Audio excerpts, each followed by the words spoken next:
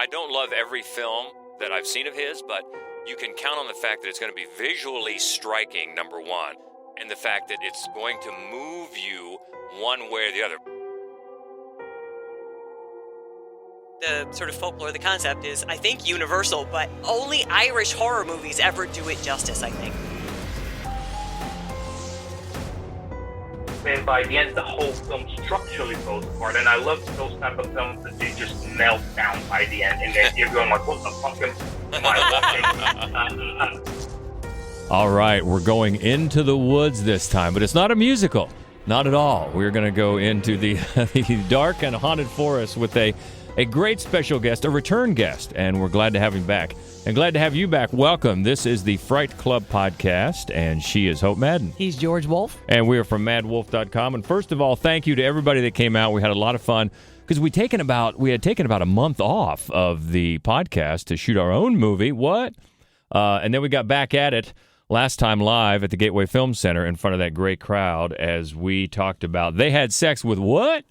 And watched a great movie where something like that happened called Spring, and we had a really nice crowd, and a lot of people were into it. And again, we just continue after these movies to get better and better comments. We got some great comments about this movie. We did. I was surprised not that many people had seen it, and I think a lot of people had seen Benson and Moorhead's other films.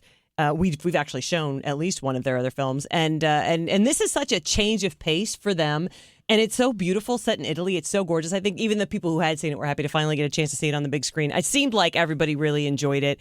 And Seth had one thought about our list, and he wondered where the lure was. And I got to say, I know it almost did make that list. And I think we had intended to talk about it tangentially and then just forgot to. Yeah, that's a real swing and a miss on our part. Good call, Seth, because the lure, yeah, for sure. And then we had a couple of big announcements over the month that we took off. A couple of big things popped up, and really the first is that if you join us here in Columbus, Ohio at our live Fright Club events, we are moving. It's been Wednesday nights, the second Wednesday of every month now for a long time, but after a lot of discussion with Chris Hamill from the Gateway Film Center, who's been great to us, we decided to move it going forward to Friday nights. That's right. So that's kind of exciting because we can stay up later on a Friday. Yeah. So we're moving it to, it'll be the second Friday of every month. We're going to start with a mixer at 8 p.m. and then we'll do the podcast at 9 and show the film at 9:30. So for our very first one. A mixer. That sounds so... It's not happy hour. It's a mixer. I think it's because it's too late in the day to be called happy hour. That's what I think. We'll be happy. So our first one, the first film we're going to show at our new Friday time slot is actually Marjane Satrapi's The Voices, starring Ryan Reynolds, the 2014 treasure that no one saw. We've been trying. How long have we been trying to get this movie? Years. So I'm so excited that we finally get to show it, and our topic is going to be cats. Cats in horror movies. And we're going to bring along our cat from home. No, we're not, because she would not put up with that for 1 second. But she'll be there in spirit. That's right. We'll dedicate it to Velma. So, yeah. Friday nights going forward, that should be fun. So now we're back in the studio, competing studios across the miles, because we welcome back a great friend of Fright Club that we've had on. Well, it's been a while, but it was a great episode. Director of Hex, director of The Droving. He was last on to talk Dark Ages horror with us, and he's just kicked off a new series. This is very cool. We'll talk about this. Of feature-length documentaries, A Side World, with the first one, The Haunted Forests of England. George Popov, welcome. Oh, thank you, guys. It's great to be back. I remember our episode very fondly. I'm happy to be back talking about some other films. Yeah, I'm so glad you started with this, too, the Haunted Forest, because that is one of Hope's absolute biggest fears. So we might as well just dive right in. But let's talk a little bit. Can we talk a little bit about the series? I mean, what made you decide? So you've made 2 narrative features, both of them beautiful. And what made you decide to take this left turn into documentaries? Well, first, thank you again, Hope. And second, I think, there's been a lot of great real stories and a lot of legends in the folklore that have been inspirations for Hex and The Droving and a lot of other projects that I've worked on before and we're going to work on in the future. And there's so many great little bits of stories and characters left in the folklore of all the countries, and especially this one, that there just is not enough space in a lifetime to explore them all in a feature-length film and, spend years in doing that and some stories, they just don't deserve that hour and a half treatment. And but I really wanted to tell them and explore them and see what's interesting, how they connect between the history and what's real, what isn't. So me and Jonathan worked a lot on trying to establish these series where every single one of those feature-length documentaries of each one of the episodes of the Sad World series, we go into a different sort of subgenre and a horror theme of folklore and legends that we can explore and, give those stories a chance to be heard around the world and people to learn about those mythical creatures and narratives. Yeah, and it's great because it just seems in the last few years, folk horror has had such a revival, and it's so great to dive in deeper. And the first one, The Haunted Forests of England, as we said, it's out now. But what about the title Side World? Where did that come from? Well, the moment when we knew that it was not going to be just one film and we wanted to explore different ones, I wanted to have something that's going to give it a more of an idea. This is going to be a franchise. This is going to be a series that people can come back to. And a lot of the names were terrible until I kind of in the conversation said that we're kind of opening this gateway, this threshold to a world that kind of lives on the side. And then I said it, together, and then we said Sad World, and it's like, oh, that's it. That's the title of it. It's kind of what I've been calling it before, just in conversation, and just stuck with that. Well, that's perfect, and that's a great lead-in to the movies that we are going to talk about and count down on this episode, the supernatural forest horror, our favorites. Anything more to set it up, Hope? Well, I think, and the film talks not exclusively about sort of supernatural elements. There are some that you sort of serial killer suggestions that are involved in the forests of England, but I think the whole movie has such a spooky quality to it, and it really picks up on what I always think is the most interesting concept about forest horror. Is kind of, the way I think Shakespeare used to see it. It's like there's something enchanting about a forest, something enchanted about a forest, which can be magical and fun, but can also be dangerous and spooky. So that was, there are countless horror films that are set in the woods, but I was focusing on the ones that have more of a supernatural element than slasher. Mm-hmm. Oh, yeah, that's fair. Oh, absolutely. And I think these 5 that we picked are very much sum that up. This is a good cross-section of some of the best, and we'll start with number 5. And this is from 2015. A family who moved into a remote mill house in Ireland finds themselves in a fight for survival with demonic creatures living in the woods. It's the Hollow. He's in the forest again, is he? He's trespassing. It's dangerous for him. I believe that the forest that you're trampling on belongs to the Hollow. Hollow. Fairies, banshees, baby stealers. So you a believer? Mr. Hitchens, this is in London. Things here go bumping at night. Quick, Adam, there's something back there! If you trespass upon them, they'll trespass upon you. You should never have come here! I love Irish horror movies, and that's going to be clear on this list, actually, because we have more than one. And I thought that one of the things I liked about this particular film, I always like films, Irish horror films, that kind of they kind of tread the line between modern Ireland and primal medieval.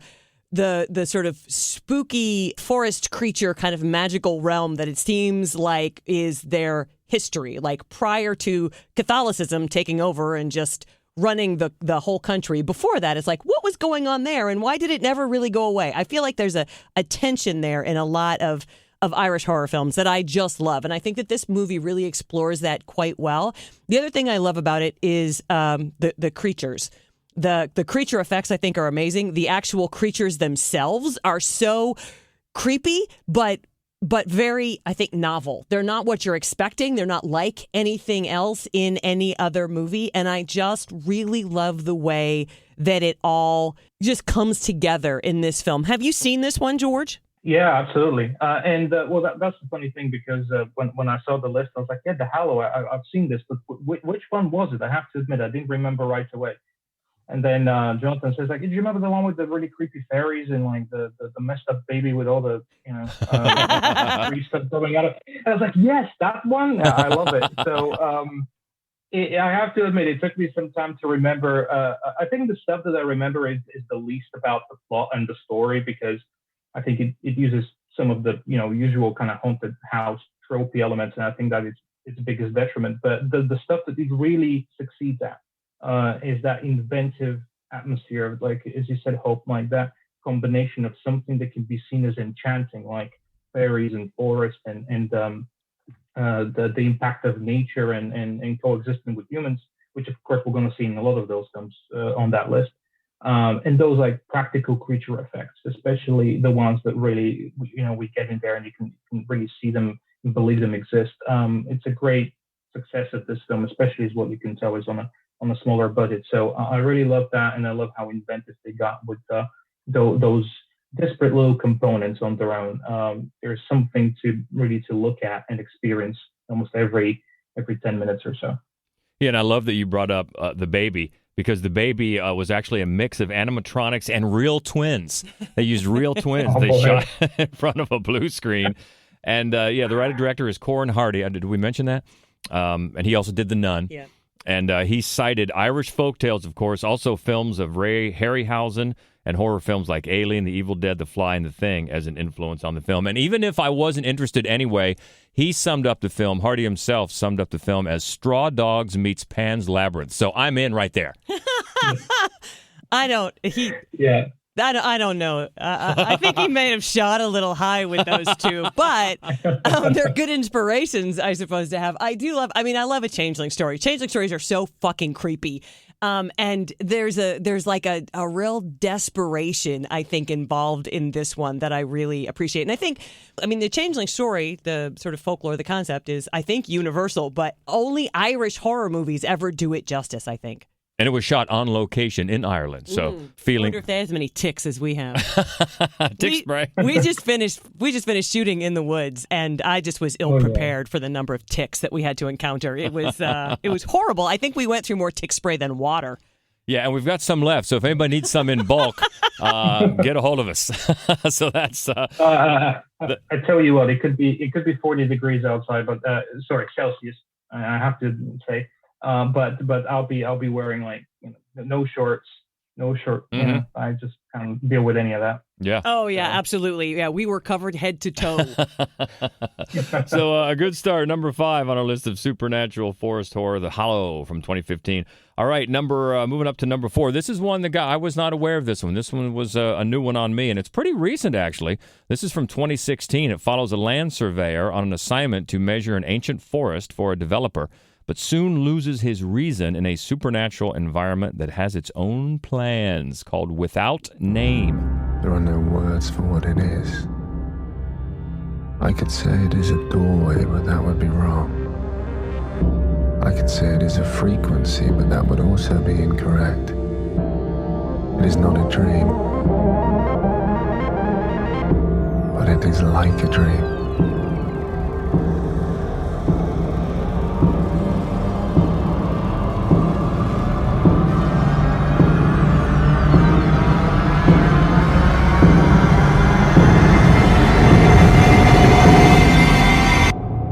The only thing I risk losing is myself. This one actually, it reminds me a lot of The Hallow. If you were to combine The Hallow with sort of In the Earth. Do you remember that one from? Yeah, oh yeah. Yeah, from last year. So it combines those two ideas. There are no actual real creatures in the woods, but this is another one. Sort of a surveyor has gone to this big remote wooded lot in Ireland, partly because he wants to get away from his family. And then he's trying to kind of string along this affair. That's not really going anywhere either. It's an interesting central character because he's almost impossible to like, but he's not cast as a villain. So I always find that interesting when, like, sort of the flawed hero is more flawed than good, but in a way and the performance is great as well. But he goes into the woods and he's clearly personally lost. And I think that's a lot of the beginning sort of symbolism of the woods. But then once he's in there, there's a combination of this concept of like this primal Irish presence, this spiritual presence, and it's so malevolent, but it's never really there. And so in that way, it reminds me of From the Earth, where you're just lost, which is, of course, I think probably everyone's immediate fear of being in the woods. It is my pathological, overwhelming terror of being in the woods is that I'm positive as soon as I can't see the building that I'm headed toward, I am lost and I will never get out. And that's the fear that I have. And this movie really capitalizes on that in a way that is I mean, it's really the cinematography in a lot of ways, the way that the branches just become sort of a labyrinth as you're walking through, and he's losing his own reason. And I think that a lot of times when wooded horror is filmed appropriately, it doesn't take very much for it to create that sort of an atmosphere where you believe, oh yeah, you're just completely lost. And then as soon as you're lost, you're physically lost, then you go nuts. That's what I think that this movie, in a slow burn kind of a way, really does well. I'm glad you brought up In the Earth, because when we first talked about this category, I thought of that movie. I think I liked it better than you did, obviously, because it wasn't on this list. But I'm glad you brought it up. And this is the star. I'm going to mess up this name. Naim Algar from Censor, which we love so much. Yeah, she's great. If you haven't seen Censor, you must see it right away. But she's not the lead. Yeah, she's alongside Alan McKenna. George, what do you think of this one? Yeah, I also didn't know about it, so thanks for turning it, right? Because it was absolutely worthwhile watch. I really enjoyed it, and very well shot film, very well edited film. I mean, I think the amount of time that it spent on sometimes just looking at a tree or grass or anything like that's if it was shot in a worse way, it can just be filler. But in this film, it absolutely crafts that atmosphere that you want to feel like you're absolutely that character is becoming lost in what's supposed to be an environment that he should be mapping, that it should be categorized, it should be humanized, it should be absolutely explored in the most rational way of figuring that out. And he just cannot figure that out, the same way that he cannot figure out his own personal relationship, that he thinks he's kind of, again, categorized everything, that he can keep his family away, but then he can have that woman on the side, is his co-worker and everything, and all of that falls apart. And by the end, the whole film structurally falls apart. And I love those type of films that you just melt down by the end, and then you're going like, what the fuck am I watching? Does it all come together in the end? Not quite, but does it need to? No, because it unravels, and we as human beings, we cannot really put our finger on exactly what's the experience we're getting at. And I think that's something that also kind of comes in a little bit in common with what we say in Haunted Forest of England as well, that there's something about the feeling of when you're lost in the forest or what can happen in the forest, that it has that enchanting element, but it's also a dark mystery that we'll never really know what it means to us. I think you're right. I think that it is one of the things that makes your documentary so fascinating, that I think is a real tension in this movie, is the idea that it's a human nature to try to figure out and control their environment. And that means, of course, your own life and your family and sort of the decisions that you make in your work life and everything like that. And in the case of this character, it's his job to do that in uncharted areas. And he's just failing because you really just cannot. It's an illusion that you can control your own environment. And I think that without beating you about the face and neck with that theme, it really explores it in a beautiful way. And I think that you're right. One of the reasons that it works as well as it does is that then the movie just succumbs to the idea itself. Yeah, you can't categorize it even to such a degree that you cannot even name it, like the area itself, that it cannot even be put into words. Yeah, I love that. And I think we haven't mentioned director Lorcan Finnegan and writer Garrett Shanley, and they will also work together on that Vivarium from a couple of years ago, which was that was kind of fun. It was interesting and weird. Yeah, it was. And this is number 4 on our list of supernatural forest horror without name from 2016. So we move up to number 3, and you knew this was going to be on here, one we've talked about a few times with very good reason, because there's a lot to talk about with this movie. A grieving couple retreat to their cabin in the woods, hoping to repair their broken hearts and troubled marriage, but nature takes its course. Things go from bad to worse, and say it with me, chaos reigns in Antichrist. You said you wanted to help me! Where are you? Nature is Satan's church. The evil you talk about is an obsession. No!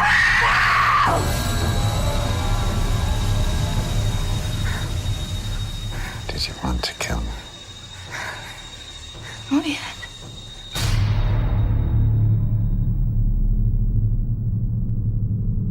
Yeah, we've done tool sheds in horror. That I think that was just so we could talk about this scene. Oh my God. But I remember the first time I watched this movie. So Lars von Trier, we watch all of his stuff, and we always look forward to one of his films, which is funny because they're quite punishing as a rule. But this film opens with such just cinematic poetry, and then it's such a meditation on grief, and you think you know what you're watching, and then about 40 minutes in you go, oh no, this is a Cabin in the Woods horror film. And then I was full of glee. Yeah. I think I was giddy at that point. Oh, I can't wait to see what he does here. I mean, right from the beginning, the opening is so beautiful and yet so heartbreaking. It throws you, you're unsettled right away, and then once they get to the woods, holy crap. And for me, I think it's a fascinating idea that grief is maddening. And so the film, at about 40 minutes in, as Willem Dafoe's character is trying to help Charlotte Gainsbourg unmadden, just straighten things out and regain her sanity, then the film takes you into the woods where it's nothing but madness. It's just complete madness. Now, sometimes I think it loses me a little bit. The film does. I think it tries very hard to sort of institute this demonic idea, that it's Satan's church and all these things, which I don't think work as well as they might have. I'm not opposed to that idea. I'm not sure that this film delivers that element as well as it could. But it does really, I think, dive into the idea that there's just chaos in the forest, that in the forest you can't control what you want to control, and anything could happen. And man, it does. Just stuff you didn't think was going to happen happens. Oh, am I glad that you put this on the list? I fucking love this. I probably love talking about it more than the film, but I still really love the film. And you put it well, Hope, and it really feels like it's sort of the Evil Dead 2 done by the way of Tarkovsky, right? Like it's absolutely is. It has everything in it, and the opening is such a intense cinematic magical moment. Yes. And it really sets you up for what is going to be a masterpiece, and only slightly falls under that, only probably because in some areas it kind of becomes a little bit unintentionally funny, with Chaos Reigns and the torture porn and everything, which I think it's some people think that that's what the film is, which is unfortunate because there is. That's just the tip of the iceberg, and then under that you get all of this amazing content and theme and philosophy and just amazing atmosphere in those performances. So well done, so well directed, so fully explores, as you said, grief and manlyhood and womanhood and their connection to Earth. It's Lars when he's at his game, at his best, he's just a master. So I absolutely love Antichrist. Everybody needs to see it, and you always remember it. Right? You don't even need to watch it that many times, and you'll be just constantly stuck in your mind. Oh yeah, for sure. And there's so much to dig into. But and you're right about Lars. I mean, I don't love every film that I've seen of his, but you can count on the fact that it's going to be visually striking. Number one, I mean, some of his visuals are just insane. And the fact that it's going to move you one way or the other. Might piss you off, might fascinate you, but there's always something to dig into. But he does. I mean, he's one of the rare filmmakers who I think has created outright masterpieces. Melancholia is just a masterpiece. Oh, man. It's just a cinematic masterpiece. And for me, especially, when you're a horror fan and you watch a great director and all of a sudden you realize he's made a horror film, I'm so happy. This makes me so happy when, well-respected, legitimate, quote, filmmakers decide, I'm going to make a scary movie. I'm just going to dive in. And he really dove headlong. And I'm not sure, I think as you said, not all of the outright horror elements work in this as well as, the sort of more artistic, his regular type of filmmaking does. I don't think it always meshes, but it's an unforgettable movie. It's one that we've shown at Fright Club, and we did have to warn people because I'm not sure everybody is ready for this film. Yeah. A friend of ours, I think a friend of ours was watching it while she was on her treadmill, and the scissors came out, and she hit the floor. She fell off. Yep. And I know we mentioned their names, but we just got to give props to those two performances, Charlotte Gainsbourg and Willem Dafoe. Man, so committed and so memorable. in this movie, two of the many things about it. And that is number 3 on Supernatural Forest Horror, Antichrist from 2009. Number 2, this is one you knew would be on the list as well. We always love talking about this one. 3 film students vanish after traveling into a Maryland forest to film a documentary on the local Blair Witch legend, leaving only their footage behind. The Blair Witch Project from 1999. I just want to apologize to Mike's mom and Josh's mom and my mom. I am so sorry, because it is my fault, because it was my project. I am so scared. It's so great. It's a double-edged sword to talk about this movie because I love talking about it, but it's so hard sometimes to separate it from the cultural icon that it became, the movement that it launched. I mean, you have to almost remove yourself from that and go back to the very beginning. God, 1999 seems like eons ago, doesn't it? But especially when you think, what the world was when this took off as maybe one of the first viral sensations and the legend that it was actually true. And, of course, it made $1 zillion and launched so much found footage madness. But I'll defend it to my dying day. It's a good, effective, scary movie. I think one of the reasons why it doesn't hold up as well as, maybe it should, is that it's really, it's one of those films that if you don't see it in a theater, if you have it on your TV and you can be distracted by, right, your phone, or you got laundry to do, or you're hungry and you're going to go grab something, it's a film that you have to immerse yourself in, or you're not going to really enjoy it. But for us, we saw it when it opened. We were dying to see it as it opened. We'd heard a number of times that this is the movie that was made specifically to frighten me. And that's the thing, because people ask me often what movie has scared me the most. And when I say it's a Blair Witch Project, and it absolutely was, this movie scared the shit out of me. It scares me because it hits on everything that I'm afraid of. Everything that frightens me is on full display in this movie, and I love it.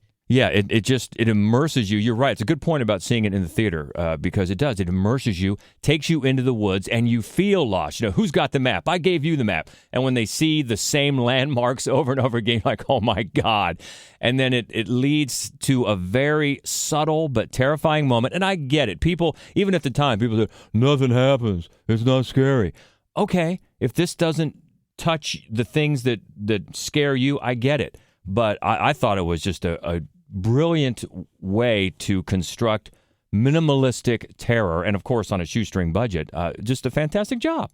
Yeah, absolutely. I think I mentioned with Antichrist how sometimes people think is just what they've heard about it, and I think with Blair Witch Project, that's the biggest problem that the film I had, which is not a problem of the film where it became so successful, but I think after that just generated a lot of audience that it was so overhyped for them that it was like as content, they just, again, they said like, oh, it's not that scary, it's not this, it's not. Unfortunately, films like that, they work the best when they're the underdog. When you don't know about them, when it's a surprise.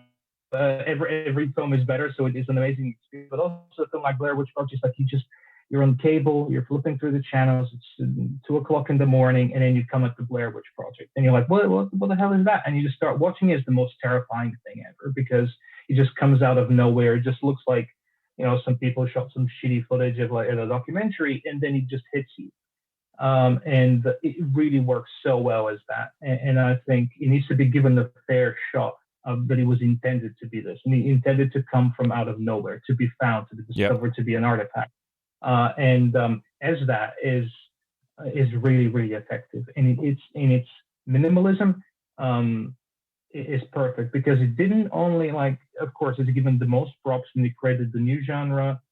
I mean, there's been documentaries before that, and some of my favorite ones are actually before the Blair Witch Project, but that's another episode. But it created this movement, it really did. But I think something else that it created is just the comeback of minimalism into horror, like the comeback of really giving some air to breathe between the moments and really experience what it is for you to be in that situation. Because we're just coming out of the 90s where everything was kind of action horror, which it's also great. But Blair Witch brought that back as well, with or without the shaky cam. and I love it for it.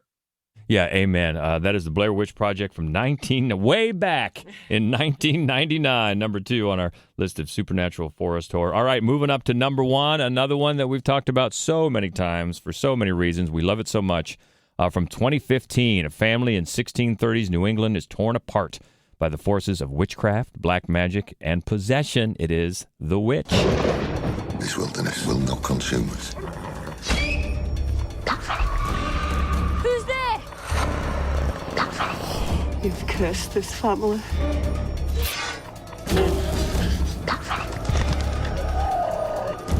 This is witchcraft. She puts a curse on me! Why have you turned against me? I saw it. The reign of evil!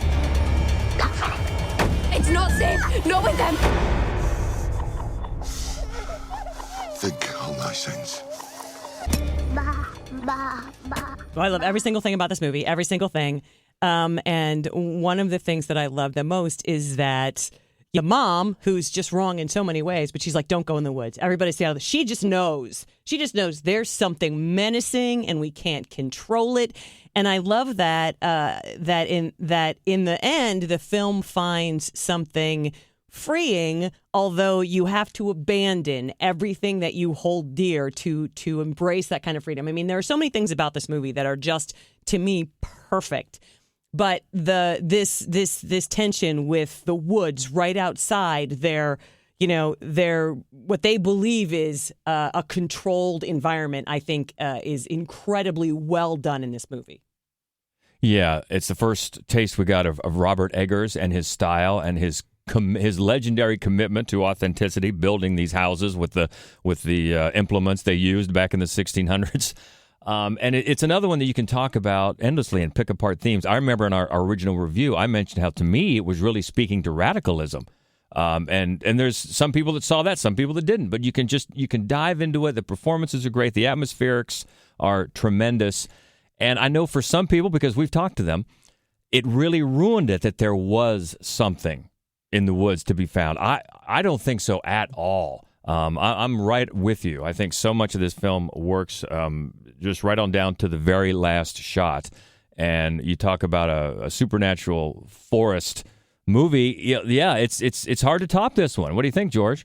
No, I love it. And first of all, again, I need to thank Robert Eggers not only for making this movie and 2 more that are absolutely great, but also for the fact that when my first film Hex came out, and most of the reviews said like, well, if you like The Witch, you should watch Hex as well. I was like, oh, that's such a compliment. More like I'm the warm-up band, I guess, before the real stars come out.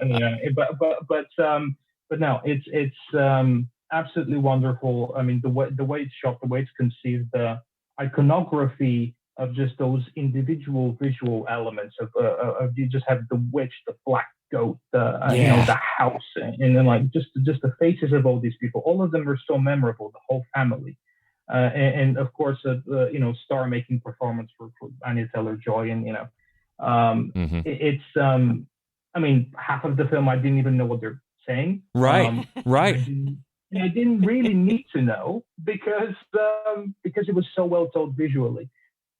That's a good point.